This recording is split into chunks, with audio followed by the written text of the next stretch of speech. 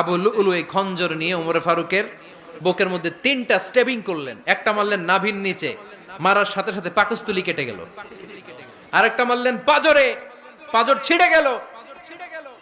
3টা মারার পরে ওমর ফারুক বললেন, কাতালানি আল কালব, এক কুকুর আমাকে মেরে ফেলেছে। পেছন থেকে এক সাহাবীকে টান মেরে সামনের দিকে নিয়ে গেলেন, তুমি নামাজের ইমামতি করাও। আর ওমর ফারুককে বাকিরা ধরাধরি করে পেছনে নিতে আরম্ভ করলেন। আর এই আত্মাই আক্রমণ যে করেছে, সে কাতারের মাঝখান দিয়ে যেতে আরম্ভ করলো আর 2 দিকে ছুরি মারতে আরম্ভ করলো। 13 জন সাহাবীর গায়ে ছুরি মেরেছে, 7 জন সাহাবা স্পট ডেথ, জায়গায় মৃত্যু।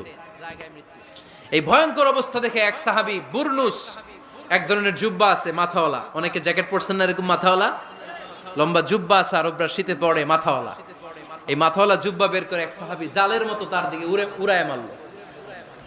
ওই বুরনুসের মধ্যে পেঁচিয়ে আবু লুলু